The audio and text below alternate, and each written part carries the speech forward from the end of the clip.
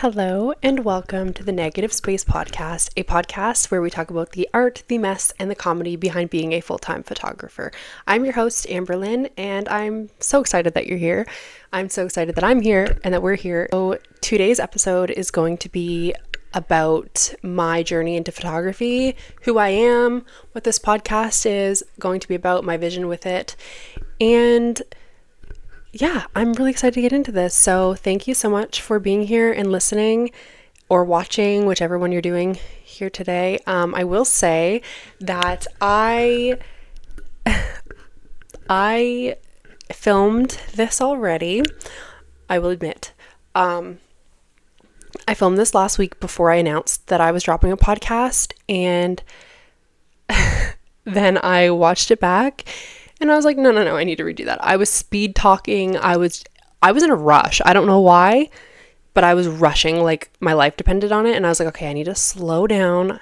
I'm not in a rush. So I think I want to focus on that a little bit more, of just slowing down and being present while I'm talking. So I am refilming it. I didn't like it.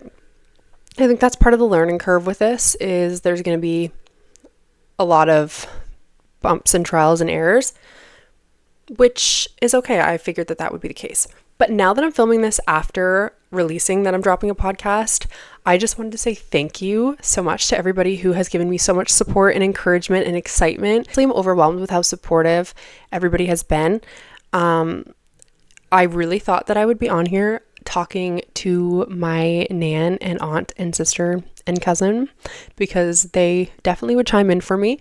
But instead, I have multiple people waiting for me to drop an episode, and I'm getting messages waiting and people excited and wondering what I'm going to talk about. And so I'm really excited. I have 60 followers on my podcast account, and that doesn't seem like a lot until you're looking at a camera, envisioning 60 people in a room that you're talking to. That's crazy. That's a lot of people. And I'm sure that there's not 60 people tuned in here right now, but still, that's crazy. So thank you.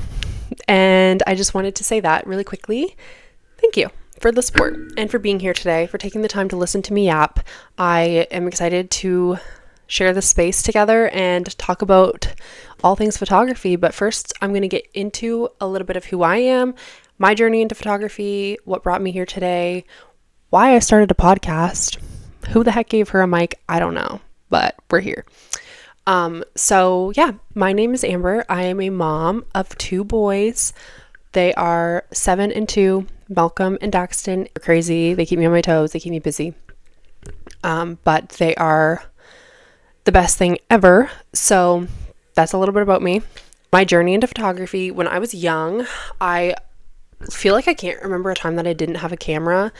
I remember just always being into taking photos, and I don't know if it's because I grew up with a mom who was always doing home videos and photos. We grew up with photos all the time. My nan still to this day is a big photo taker on her iPad, which is so cute, but she's always trying to get a photo. And I feel like I just grew up around a lot of photo taking and preserving memories. And that was a huge part of my childhood. And even still now, I have a photo box that it's actually at my sister's house right now. We kind of passed it back and forth. That has just a lot of memories from our childhood. And so I'm not really sure exactly the moment I got into it. I always just remember having a camera. I remember going to summer camp growing up, and my mom would send me with a disposable camera, and I just couldn't wait to get home and develop them. And I still have an album in here somewhere of me at summer camp. And the photos are actually, some of them are really cute and some of them are just hilarious. But yeah, I loved disposable cameras growing up. And then she got me a little pink digital camera, and I can picture it. It was a chunk. It wasn't one of the thin ones. It was a chunkier little digital camera. And I remember taking photos on that for a while. And then I will give credit where credit is due. My mom worked really hard. She was a single mom for a lot of our lives, and she gave us everything no matter what. She worked her butt off to give us everything we needed and wanted. And she's a huge reason that I am who I am today. So love you, Mom. Remember, my brother started dating a girl when I was younger, and she was really into photography. and she was really good at it, at least like at the time in my head. That's what I can remember. I remember she took a picture with her camera of my eye. I don't know why. It was a big thing back then, like when I was younger, to like take cool eye pictures and edit them in like, I don't know, the editing app back then, like PicArt or something like that, like some silly, weird app. And I remember being like, that's the coolest photo ever. And then asking my mom for like a DSLR. And she somehow made it happen. I have no idea how we afforded it back then or how she afforded it, but I don't remember really how much they would have been either, but definitely out of like budget probably. Anyways, she somehow, like she always did, made it happen, and I got a little DSLR. I think it was a Canon, and I started taking photos of my little brother outside in the backyard. And to this day, my mom still thinks those are like the best photos ever. They're not. They have like a sepia, however the heck you want to say it, filter like over them, and it's like, I don't know if you can still do that in cameras now, where like you can put the filter on before you take the photo. I've never looked for obvious reasons. I don't know why I would do that, but back the DSLR that I had, you could do that. I have mirrorless now. I don't know if that's the same, but if you could still do it. But the DSLR that I had growing up, you could do that. You could like put a black and white filter or like a sepia filter, sepia. I feel like I'm going to get called out on how I'm saying that. Anyways. So I would put like a filter on it, and I remember there's like pictures of him literally like blowing out or smelling like a dandelion or blowing a dandelion or something. And my mom still loves those photos. She's like, they're so good. Okay. But yeah, so that's kind of where it all started for me. And then my little sister was born when I was 10, and I started taking photos of her as a baby, and that was cute. And then my oldest son was born, and at that point I still had a camera. I can't remember if it got upgraded along the way or if it's just the camera I had since I was younger. I don't really remember. But I remember taking photos of him as a baby, and I took my own maternity photos when I was pregnant with him. And I was only 17 when I had him, so almost 25 now. So a lot of people will say still a baby, but I had my first son when I was 17, so I feel like that's important to tell you about myself. Yeah, so I started taking photos of him, and then I remember just like selling the camera. Like I probably just needed money for like rent or something at that age. So I remember selling the camera not long after he was born, and then I just kind of stopped. Like I just let it go. I didn't do photos really anymore all the time, and I loved it still. And like I followed a lot of photographers who I really looked up to. And then back in like 2020 or 2021, my dad had texted me, and he was like, hey, I don't really feel like hiring a wedding photographer. They're expensive, which is really funny now. If I bought you a camera, would you shoot my wedding for me? And I was like, heck yeah, that sounds like a great deal. I get a free camera and I get to shoot your wedding. Yeah, heck yeah, sign me up. So he bought me like a Nikon DSLR. I can't remember the exact model it was now, but bought me that with like, it came with a couple lenses, I think 2 lenses. And I basically just started teaching myself from there. I had a little bit of time to like learn before the wedding, but I'm telling you, like, I went into the wedding with pink ink, like pink pen ink on my hand with all the settings that I should have for each scenario. This is my dad, by the way. So like I would have never went into like a wedding that I'm being paid for like this, obviously. But this was 4 or 5 years ago now. 5 years ago. Oh my God, it's 2026. This was 5 years ago now. And yeah, I was so nervous that I like wrote all the settings that I should have, like direct sunlight, what my ISO should be. I don't even think at that point I truly understood what ISO did or like anything. Like I was trying so hard to learn, but it was hard when I just like wasn't giving it the time of day that I should have. And anyway, so yeah, I went in with into the wedding with like all these different settings on. I went in without a flash. Okay. The wedding was in a barn. Well, like the wedding was outside, but then the reception was in a barn. I could totally go back and re-edit those photos now and they'd be so much better. But yeah, so I went in, I shot his wedding, and then I realized afterwards, like, how hard it is to edit a wedding or like edit photos like in Lightroom. So like I got the right stuff, and I like was teaching myself. At that point I was just on like Lightroom, whatever like the first one is, like the Lightroom that you can also do on mobile. That's the one I was using then. Obviously I use Lightroom Classic now, but yeah, I kind of started learning like how to edit and how to make presets, and I kind of went from there. So I did my dad's wedding. I knew instantly, like, I was like, oh my God, this was so much fun. I loved this. But I didn't know enough to like be like, okay, now I'm a photographer. I just was like, okay, I'm interested here. But then life went on. I got pregnant with my second son. And when he was born, I took my camera to the hospital and took pictures of him when he was born, which I still adore those photos so much. I love those photos of him.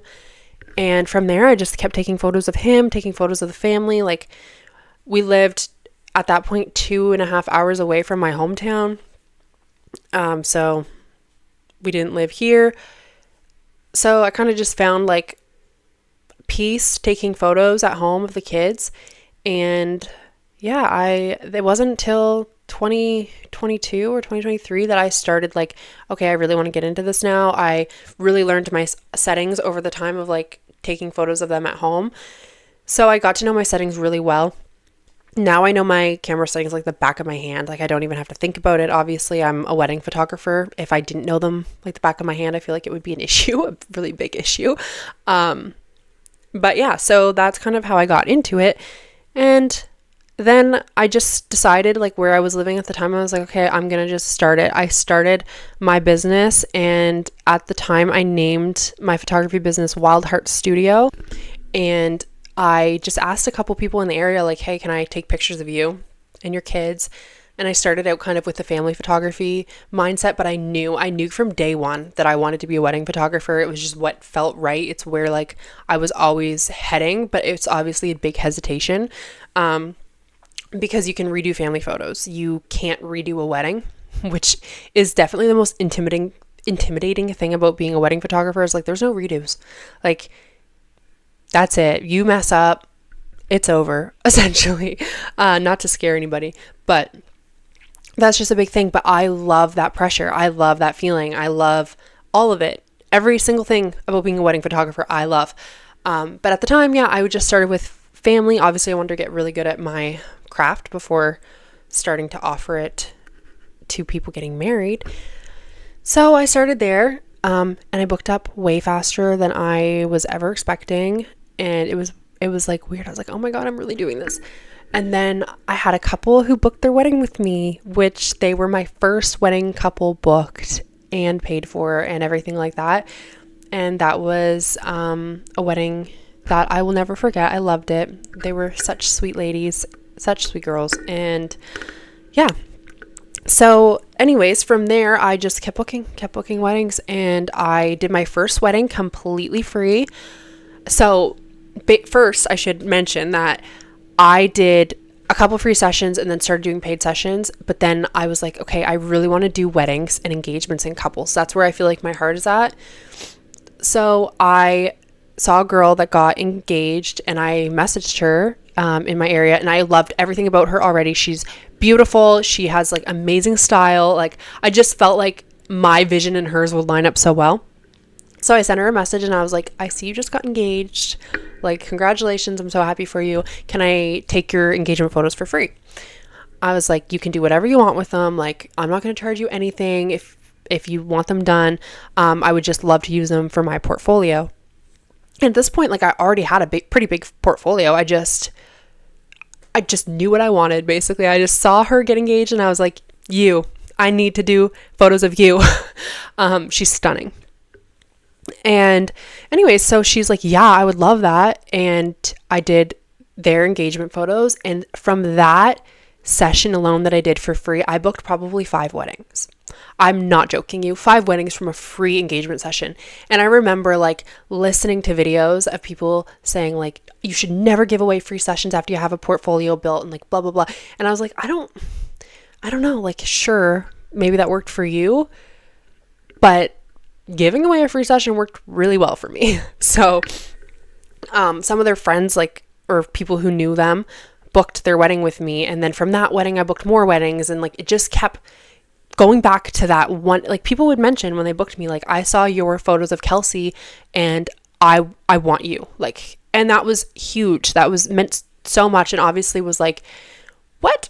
What do you mean? But yeah, so one free session did so much for my business. So now, like, if I feel the pull to do something for free, or like be like, hey, I'd love to do your photos for free, or I would love to collab with you on this, or whatever it might be, like, if I feel a pull somewhere, I'm just going to go for it, because that's what I felt with her.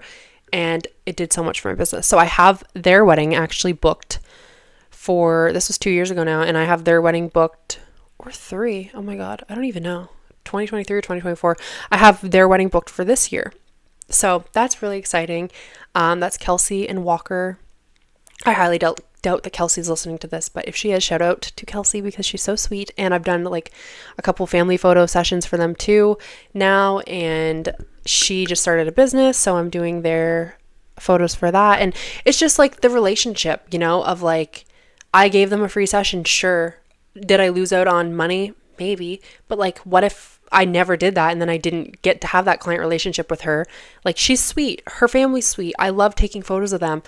And I never would have had that if I didn't just offer her the free session that I wanted to offer her anyway. So anyways, this could be a whole other episode of me yapping about this. But point being, take risks, take the chances. Even if you feel like you're working for free, at the end of the day, it really pays off, especially when you're just starting.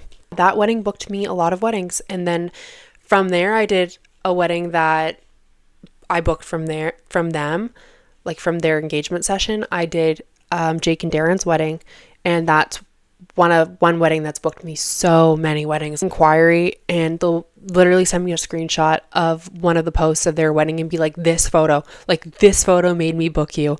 And I'm like, So I always like jump on a call with a client, because I'm like, okay, like you're booking me off one photo, but like, I want you to know who I am. Like, I need to make sure like we vibe and get along and everything.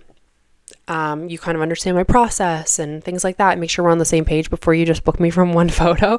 But regardless, like, that's super exciting that I've gotten there, and that like people that came from one engagement session. So that's crazy. And now I'm booked almost completely solid for 2026, and 2027 is like literally crazy. I was not expecting the first month of 2026 to book so many for 2027. Like, I know, and I see it's like a pretty big thing right now. Like, I'm looking at other photographers who are like, oh my God, like 2027 is booking like nuts. Like, I don't know, like 2026, I found like started booking after like August, like picked up really hardcore. And like, I'm assuming it's people are going to weddings or seeing other people get married. They're like, oh shoot, I should probably start like booking. But 2027, it's like, oh my God, people just got engaged for Christmas and they're already booking their wedding photographer. I've had inquiries for 2028, which is wild. But yeah, it's super exciting. But like, I feel like people are booking earlier this year for 2027. So anyways, that is kind of my journey into photography. Now about this podcast. When I started photography, I knew that I wanted to do more. And I feel like that's my problem with everything that I put myself into, is like more. Like, how can I do more? My mom growing up was like always just working so hard. Obviously as a single mom, she had to, but I feel like that work ethic just like brushed off on me so much, to where like, if I start something, I need to just add to it. And I always knew that I wanted to have a podcast in some capacity of my life. Like, I've always talked about it with friends. I've always wanted to have a podcast in some capacity. I love to yap. So what better way to do it than into a microphone to people who want to listen? Started this with a lot of things in mind. I remember starting out, and even still now, I listen to so many photography podcasts. I love listening to people yap just as much as I love yapping. So I was like, okay, I love photography. I love photography podcasts. I love the community that is built around photography and podcasting and all that. I feel like in photography, we have such a great community. Like, I don't know about other places, but I know here, like, the girls in my area are just some of the most supportive people ever. It's never feels like competition around here. Like all the girls that I have on Instagram, it's all just community, like community over competition. And that's so important with honestly really anything, but especially a job like this, like just all support and love. And I really love that. So I wanted to start a podcast for a lot of reasons, but community being a really big one. Now I also always wanted to get into education. Growing up, I always wanted to be a teacher. But as I grew up, I kind of just like dropped that idea. But then I fell in love with photography, and I knew from like day one, I was like, okay, I really want to get into to the education realm eventually. But I was like, okay, I need like 10 years under my belt before I can try to teach other people stuff. Like it doesn't seem right to start teaching other people unless I have like 10 years of experience. But then I got a lot of girls DMing me who were like, I would really love a mentorship with you. One of them I'm actually meeting with this week to start or to give her like a little mentorship meeting, and I'm really excited for that. So yeah, I had like 10 girls message me and be like, hey, I'm really interested in a mentorship with you if you'd be willing to offer it. And I was like, hey, like I don't feel I'm there yet. I feel like I'm not there to charge you for like my advice yet. Like it was like a big imposter syndrome block where I just couldn't. I was like, it just doesn't feel right. I don't know. Like I don't have 10 years under my belt in the wedding industry or in the photography industry professionally. So it just didn't feel right at the time. But then I was like, you know what? Like I listened to so many podcasts, and so many of them start education so quickly, like without 10 years under their belt. And they say like that, grows them in a lot of different ways. And I think that it's an amazing opportunity to do. So education has always been a goal of mine from day one. I just am figuring out kind of the ropes. So I'm just kind of figuring out like where I want to add in education and how I want to do that. It's going to be mentorships or how I'm going to go about it, but I am excited for that as well. Basically, this podcast, The Negative Space, is going to be a podcast about the heart and the soul and everything that goes into photography, learning, education, funny stories, like just a little bit of everything. So I wanted to kind of be more on the entertainment and education side. I didn't want to like restrict myself to one or the other, which is something I love about a lot of other photography podcasts that I listen to, is you kind of get a good mix of both. So that's where I'm at. There's my vision. Yeah, I'm excited. Thank you so much for being here and for going through the learning curves with me. This is exciting and nerve-wracking and intimidating, but I appreciate you being here, and thank you for all the support. And I hope you chime in to the next episode. I will see you later. Goodbye.